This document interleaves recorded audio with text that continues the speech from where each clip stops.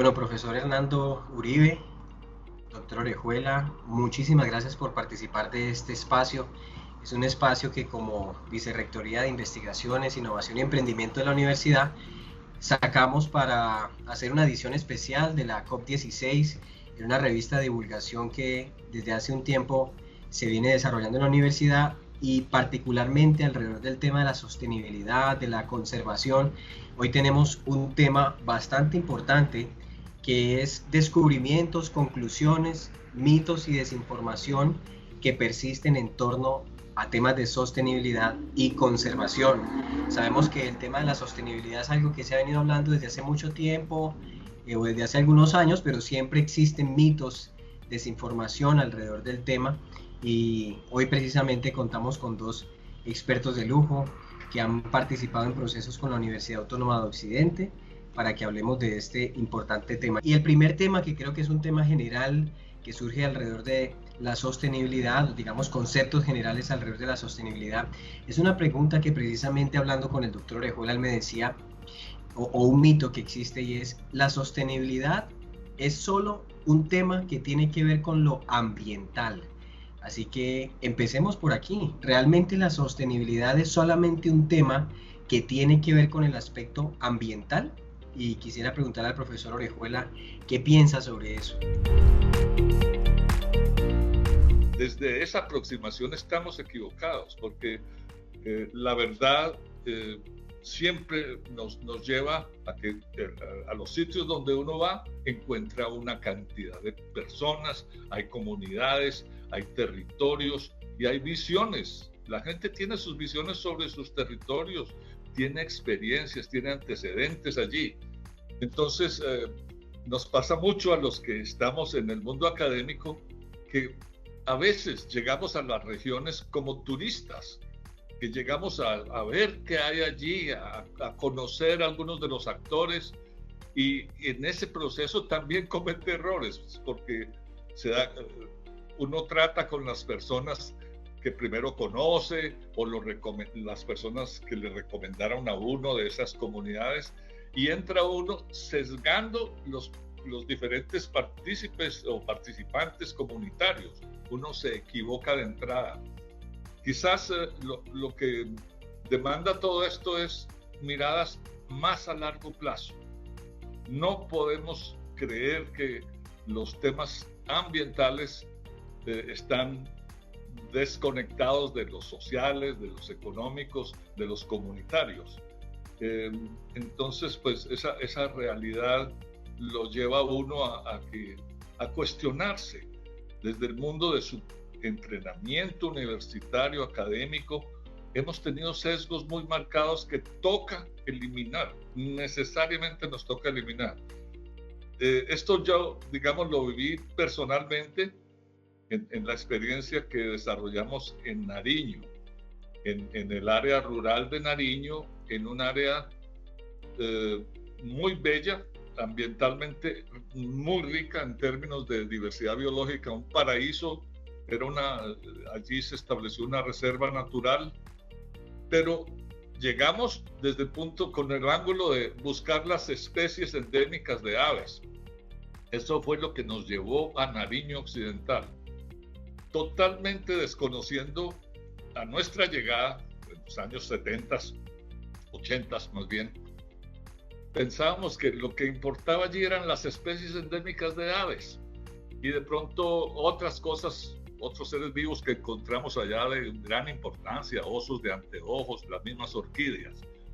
Pero cuando llegamos nos dimos cuenta que había una comunidad étnica indígena que vivía allí y que estaba viviendo allá desde hacía posiblemente más de 1000 años. No sabíamos ni quiénes eran, ni cuántos eran, ni dónde vivían. Y resulta que esos son los actores más importantes para la conservación de la biodiversidad y el mantenimiento de esa cultura tan rica y tan importante. Ese asentamiento humano lo desconocíamos, no solo nosotros, sino el país en buena medida. Entonces, fíjate, llegar a un sitio casi como Cristóbal Colón a descubrir un lugar. donde nos encontramos prácticamente las dos vertientes de la humanidad, una que estuvo aquí, que llegó, no sé, hace 13, 15 mil, 20 mil años, que llegó, no sabemos ni siquiera por dónde se acierta, si por el norte o por el océano Pacífico, esa vertiente de la humanidad, y la otra fue la que llegó desde Europa, bueno, y se encontraron en América, pero es como si nosotros mismos, hace unos pocos años, viniendo de la zona central colombiana, andina, llegamos a Nariño Occidental a encontrarnos nuevamente con esa otra vertiente de la humanidad que se desarrolló independientemente de los españoles que llegaron, o europeos en general. ¿Qué cosa? Pasaron 500 años, más de 500 años, y volvemos a lo mismo, a encontrar las culturas tradicionales que ya llevaban tiempo viviendo acá y que habían desarrollado toda una tecnología, sí, también, de cómo vivir en este medio tan difícil. Ahora está más difícil, creo yo, el medio actual es un poco más complejo, pero seguimos a veces con las mismas rutas intelectuales. Estamos muy marcados por eso.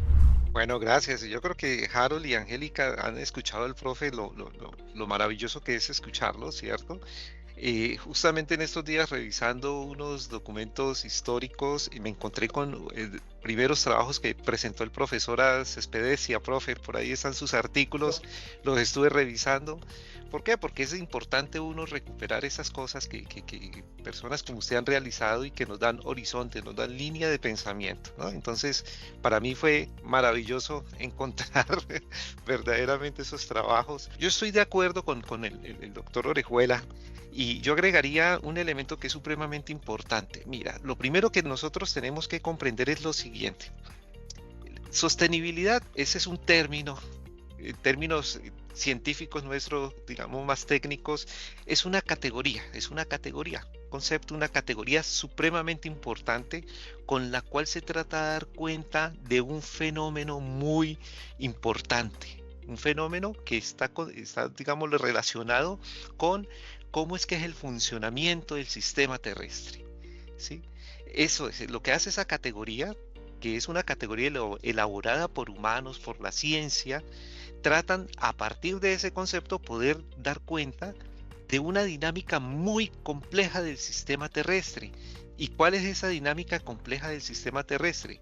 Es cómo se ha configurado la vida de la que nos habla el profesor Orejuela en este planeta. Es decir, cuál fue el conjunto de elementos que se expresaron, que se dieron para que la vida fuera posible, para que las condiciones de la vida sean posibles en un planeta tan particular como el nuestro.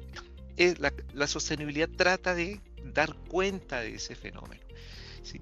Por tanto, yo tengo que poner en relación la noción de sostenibilidad con la noción de la vida y sobre todo con el de las condiciones de la vida. Esas condiciones de la vida que se configuraron por mucho tiempo en este planeta, con la llegada de los seres humanos, pues esa vaina se afectó, se ha ido afectando las acciones irresponsables de los humanos a través de unos modelos económicos agrestes, a través de un proceso civilizatorio poco conectado con la vida planetaria, pues generó unos problemas y entonces lo que se produjo con el paso del tiempo es esta gran crisis ecológica, esta gran crisis ambiental que decimos es una crisis de conocimiento, como lo plantea Lev y otros grandes pensadores también.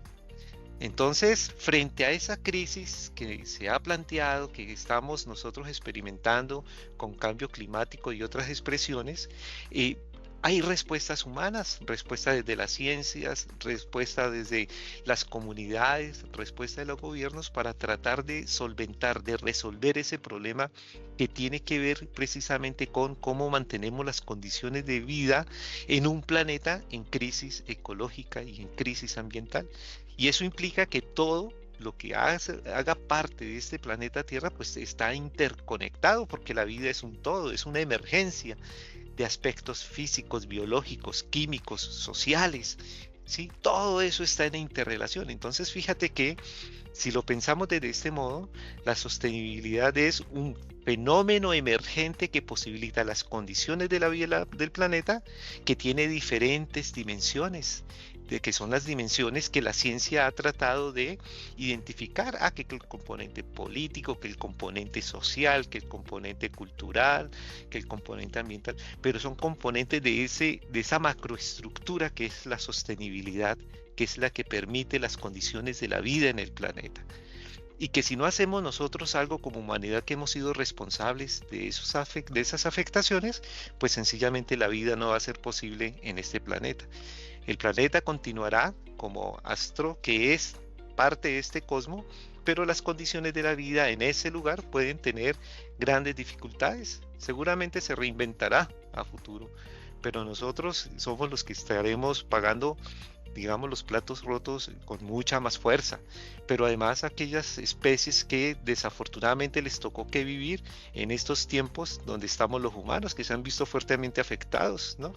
Entonces fíjate lo importante que es esto, ¿no? Digamos, la fuerza que tiene una categoría analítica para dar cuenta de un proceso que es complejo, que es emergente y que trata de dar cuenta precisamente de las condiciones de la vida. Como respuestas humanas, por ejemplo, como respuestas humanas para enfrentar ese gran problema que enfrentamos de crisis ecológica y de crisis ambiental, pues diferentes sectores han tratado de elaborar propuestas. Una de esas propuestas para resolver el gran problema de las condiciones de la vida en crisis, pues ha sido el desarrollo sostenible, ha sido las alternativas del desarrollo, ha sido el buen vivir y otras formas, ¿sí?, de pensamiento que tratan de resolver ese problema. Esto es muy importante, lo que estoy diciendo, porque nos genera digamos, elementos para poder diferenciar dos conceptos que regularmente se confunden mucho en estos temas. Sostenibilidad, como esa categoría central que hace parte y que representa las condiciones de la vida, y el desarrollo sostenible. Desarrollo sostenible y sostenibilidad no es lo mismo, son dos cosas distintas. El desarrollo sostenible es un modelo económico, humano, desde las organizaciones de Naciones Unidas y de los gobiernos para tratar de resolver un problema de crisis ambiental y ecológica planetaria. ¿Sí? Y lo que yo estoy diciendo es que la sostenibilidad es una característica emergente estructural del planeta que permite condiciones de vida. Miren la diferencia, ¿sí?, que encuentro entre sostenibilidad y desarrollo sostenible. Quisiera hacerles otra pregunta o apuntar a otro mito que hay allí alrededor de este tema, y ojalá que a partir de ahora podamos, digamos, ir precisando mucho más para que podamos abarcar la mayoría de mitos que existen alrededor de este tema. El otro mito es la sostenibilidad significa renunciar al progreso y al desarrollo, y lo digo desde esa visión mercantilista tal vez, o esa visión de que la sostenibilidad implica renunciar a ciertas prácticas que lo que están haciendo es traernos desarrollo y progreso social. Entonces, doctor Orejuela, ¿qué piensa usted de este mito? ¿La sostenibilidad significa renunciar al progreso y al desarrollo?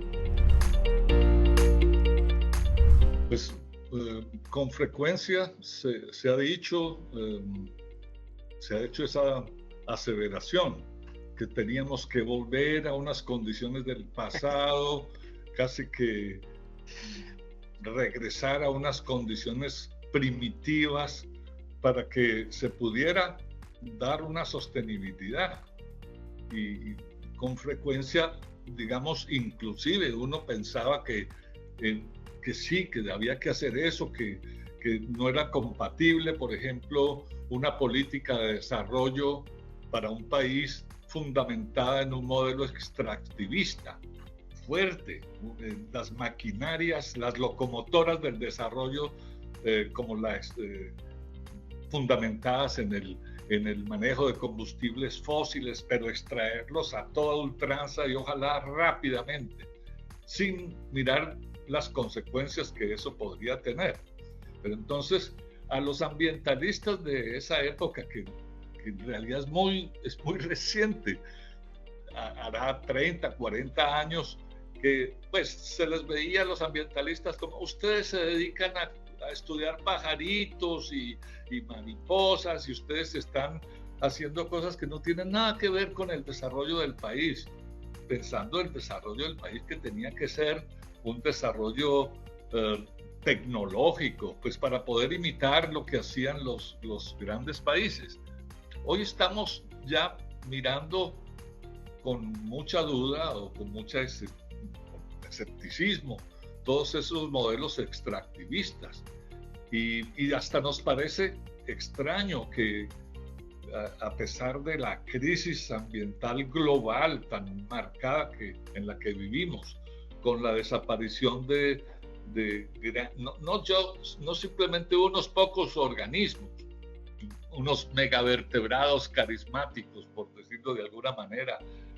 No, ya no solamente es la desaparición de algunos de los grandes, vertebrados de las sabanas africanas.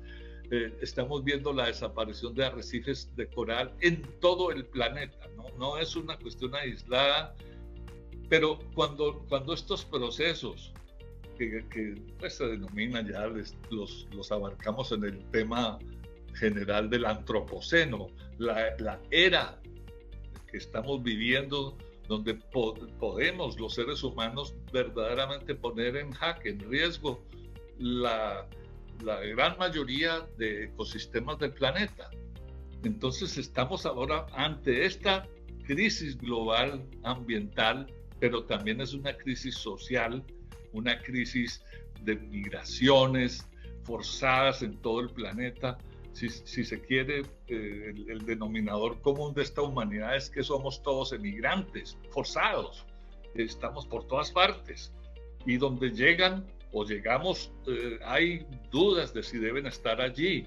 ¿Cómo hacer para detener este influjo de gente? En países que son países de inmigrantes, pero pues ahora nos parece que hay que detener las nuevas olas de migración. Ante una crisis ambiental global, seguimos pensando que no podemos detener el progreso, que ese progreso tecnológico depredador muchas veces tiene que continuar. Y dudamos inclusive de la propuesta, una propuesta muy saludable, en consonancia con la crisis global, en consonancia con los grandes pensadores de la humanidad. Seguimos dudando de que la pauta de descarbonizar la economía, seguimos diciendo que eso es absurdo, que cómo puede un país lanzar una propuesta tan descabellada como renunciar a esos beneficios de las grandes tecnologías y de la explotación de los recursos de la naturaleza. ¿Cómo podemos cambiar de modelo, del modelo fundamentado aquí en Colombia en las locomotoras del progreso, que son todas depredadoras, que tenemos que volver a un pasado remoto, o que renunciar a eso implicaría quedarnos sin recursos, que este va a ser un país más pobre que muchos de los vecinos, de los otros países vecinos? Entonces seguimos con esa misma idea del pensamiento, de volver atrás, de no poder renunciar. Creo, tal vez con la anécdota de lo que se decía en época de la COVID-19, cuando la humanidad entera está sumida en esta crisis de salud, de salubridad pública, que modificó todos los esquemas, decíamos, pues para traerlo así, o la bolsa o la vida, decía. ¿Qué escoge usted, la bolsa o la vida? Y resulta que los colombianos y en el mundo entero se optó por la bolsa. La vida no valió tanto como la bolsa.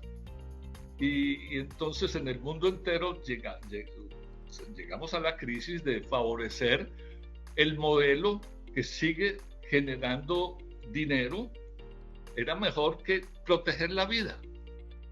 Seguimos con ese mismo dilema y yo creo que es absolutamente importante reconocer que en un mundo que está en crisis de recursos, de la naturaleza de los recursos vivos, y se sabe por qué, es por las acciones de una de las especies que se salió, yo no sé si será plaga, la especie humana, o que de pronto vernos como los custodios posibles. Quizás lleguemos a ser los custodios de la vida, pero hasta ahora somos predominantemente una plaga que ha acabado con unos recursos que se demoraron, como decía Hernando, millones de años en estar acá.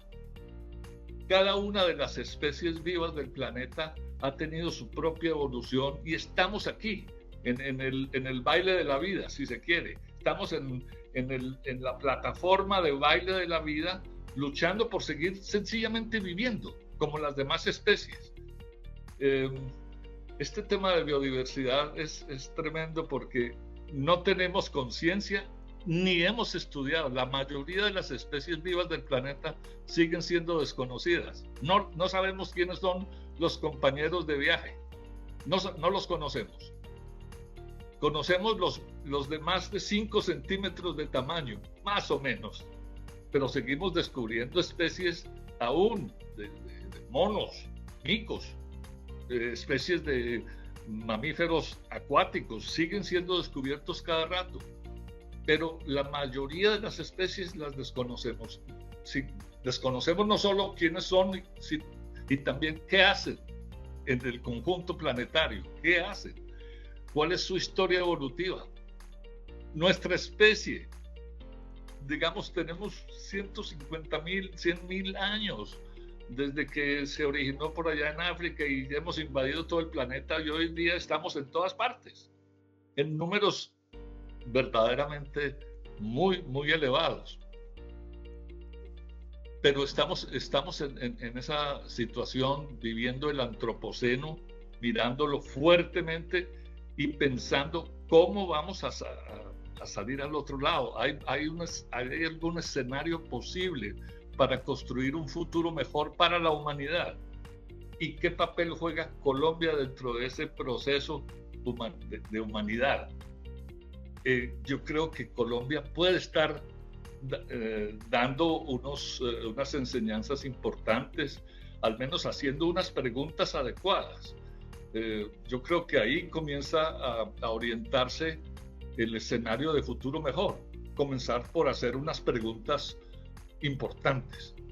La COP16 precisamente es una oportunidad para mirar el tema de biodiversidad, integrar ese tema de biodiversidad con los otros factores importantes, con otras miradas importantes como el rol de la cultura, el rol de la política, el rol de la economía dentro de este escenario que tiene que ser integral para poder hacer las preguntas que afectan solo uno de los sectores, digamos la biodiversidad.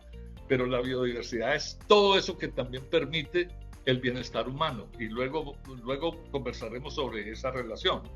Pero pues yo creo que mirarle la cara al proceso global, a este mundo en crisis, desde un pequeño país que muchas veces se juzga que es tan pequeño que no vale, no tiene importancia. El Producto Interno Bruto colombiano es tan pequeño comparado con el Producto Bruto Mundial que diría uno, pues, ¿qué opinión, qué importancia puede tener un país como Colombia en este escenario global? Y resulta que desde aquí se están haciendo unas preguntas fundamentales y se están viviendo experiencias que también se viven en el resto del planeta. Experiencias como cómo hace un país que está viviendo un intento de diálogo para poner en marcha un acuerdo de paz, para ponerle fin o mitigar muchas de esas violencias que no dejan que otros temas importantes puedan ser abordados desde este pequeño país. Pero por lo menos aquí estamos haciendo esas preguntas. ¿Cómo vamos a hacer para mitigar esos procesos que están llevando el planeta a una crisis tan grande. Y es un mito que gira alrededor de este asunto, y es que las áreas protegidas son suficientes para conservar la biodiversidad. Las áreas protegidas son suficientes para conservar la biodiversidad. ¿Usted qué piensa de eso, doctor Orejuela? ¿Qué perspectiva tiene? El profe nos lanza unas cosas tremendas que nosotros después, cuando se haga la transcripción, podamos verdaderamente poder dimensionar lo que él nos está diciendo, que es para mí es de una riqueza impresionante, ¿no? Una cosa que alcancé a captarle aquí es lo siguiente. Bueno, miren, a mí me sorprendió muchísimo. A mí me gusta mucho ir siempre a la sociogénesis de los procesos. ¿De dónde es que vienen esas palabras raras que a veces nos encontramos nosotros? Por ejemplo, parques, áreas protegidas. Y me sorprendió mucho en un estudio de Pierre Bourdieu que hace efectivamente sobre de los pocos temas ambientales que él trató. Efectivamente, en alguno de sus estudios él hace referencia a cómo el tema de parques nacionales, parques naturales, está relacionado con un fenómeno que se dio con las burguesías europeas del siglo XVII y del siglo XVIII. Él lo que plantea es que pareciera, pues, vean el concepto, ¿no? Pareciera que el origen de los parques nacionales verdaderamente estuviera en relación con una práctica de ocio y de descanso de estas oligarquías que, al ser poderosas económicamente y al estar en el mundo de ese mundo económico y en la construcción del Estado, requerían de sus propiedades áreas donde ellos pudieran descansar, y pareciera que ese fuera como el origen de esa idea de áreas de conservación, de parques, de áreas que no podían ser tocadas y que solamente ellos tenían acceso. De algún modo, lo que dice Pierre Bourdieu, eso hace tránsito hacia los temas ambientales, por supuesto, cuando se dan las afectaciones ambientales de finales del siglo XIX y principios del siglo XX. Por ejemplo, en el caso de Santiago de Cali, nosotros sabemos que una de las primeras leyes que salieron en temas ambientales estuvo primero con el agua, siglo XIX, y luego con los bosques.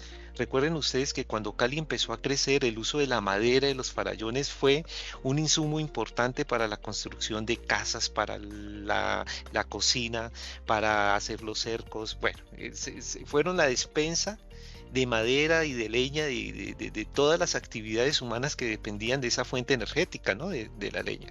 Y entonces, dado el avance de ese proceso destructivo por parte de la sociedad, se ven en la necesidad entonces de constituir normas que protegieran esos sectores y digamos, cercarlos de los usos sociales que pudiera hacer la gente. Entonces, cuando a mí me hablan de áreas protegidas, yo me pregunto si se protege contra quién, ¿no? ¿Contra quién protegemos, ¿no?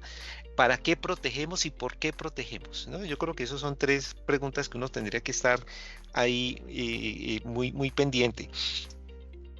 Pero yo pienso que nos hemos concentrado a veces tanto en las áreas protegidas que hemos descuidado un poco las áreas desprotegidas. Lo decía el profe hace un momento, y es que las áreas desprotegidas significa que en Colombia, oigan, el 80% de la tierra en Colombia, el 80% de la tierra en Colombia está concentrada en muy pocas manos. La inequidad de la tierra en Colombia es una cosa desastrosa. La desigualdad de la tierra en Colombia es una cosa desastrosa. ¿Cómo podemos proteger lo que no conocemos, lo que ni siquiera dimensionamos? ¿Sí? En un país tan desigual, en un país en donde los temas de tierra incluso son vetados. Nosotros sabemos que los temas catastrales en temas de tierra en Colombia son limitados, estadísticamente son limitados. Conocemos el 40% de los propietarios, pero hay un 60% de esa tierra que no sabemos a quién pertenece, dónde están, qué ha pasado con esa tierra, ¿no? Todo eso es parte de la herencia de los problemas de la tierra del siglo XIX. ¿Sí? Ustedes saben que el siglo XIX fue para la sociedad colombiana el periodo de la feria de tierras, porque la tierra en Colombia fue un recurso que se utilizó para solventar los problemas de la burocracia, de poder pagar la burocracia de ese estado naciente. Entonces tal fue el tema de tierras y de monopolios de tierras, de hegemonías de élites sobre la tierra, que hoy en día desconocemos este gran problema, ¿no? Entonces estamos pensando en áreas protegidas y en la delimitación de las áreas protegidas y del papel que ellas cumplen en la sociedad, pero es que estamos desprotegiendo las que están desprotegidas, y es que está pasando con esas otras tierras, ¿sí? Con esas otras tierras que tienen también ecosistemas estratégicos, que tienen ecosistemas que son muy importantes, quienes los están usufructuando, quienes están aprovechando, a quienes pertenecen, en manos de quienes están, ¿sí? Esas tierras, y lo peor, los elementos asociados a esas tierras. Miren ustedes el tema catastrófico en el valle geográfico del río Cauca a raíz del monocultivo. El 85% del agua del río Cauca va para riego, ¿no? Imagínense ustedes, para riego de un monocultivo, es decir, la inequidad en la distribución del agua es una cosa bárbara. Y eso solo lo estamos conociendo nosotros y a través de las cifras oficiales. El COMPES del 2009 del río Cauca mostró esa cifra, no es una cosa que uno se invente, está en las cifras del COMPES. Y hoy nos damos cuenta que, por ejemplo, los monocultivos se han trasladado, como ya la tierra empieza a limitarse y a volverse más escasa en estos valles interandinos. Entonces el tema de tierras hoy está arrasando todo el sector de los llanos orientales, ¿no? Y hacia allá se están lanzando entonces los monocultivos, afectando efectivamente lo que tendría que estar protegido, ¿no? Sabemos, no tenemos ni idea. El fenómeno es tan complejo, tan político, tan peligroso, que no tenemos nosotros idea de qué es lo que está sucediendo verdaderamente con el tema de la integridad total de la tierra en Colombia. Y si eso pasa a nivel continental, no me imagino qué es lo que pasa a nivel oceánico, ¿sí? ¿Cómo es la distribución de la propiedad a nivel oceánico? A tal punto que nos hemos dado cuenta de navíos de otros países usufructuando, por ejemplo, pescas en sectores del Pacífico colombiano, que no tendría por qué suceder, ¿no? ¿Cómo se hace la distribución del océano y de la tierra en Colombia? Eso no tenemos ni la menor idea. Eso, las cifras oficiales que nos llegan, ¿cierto? El profe nos las mostraba algunas de ellas ahora, pero del resto no sabemos nada sobre las tierras desprotegidas.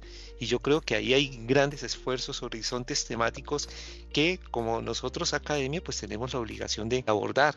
¿Cuál es el problema? Es que eso tiene unos riesgos tremendos, porque nos estamos metiendo con poderes muy, muy grandes. Como gran conclusión, entender que pues esos temas de la sostenibilidad, la conservación, la biodiversidad no son temas tan fáciles, no son temas que se puedan abordar en una sola sentada con un solo café, ameritan esa reflexión profunda, y precisamente por eso es que estamos aquí dándole a las personas que nos van a escuchar seguramente o van a leer el artículo, pues esa visión, ese panorama acerca de la desinformación y los mitos que hay alrededor de estos temas. Yo quiero darle las gracias al doctor Orejuela por participar en este espacio. Hicimos todo lo posible para que estuviera aquí y aquí está. Fue una conversación muy amena y le queremos dar gracias, profesor. Muchísimas gracias. Fue un gran placer, qué bueno verlos a ustedes. Una comunicación, una transmisión perfecta.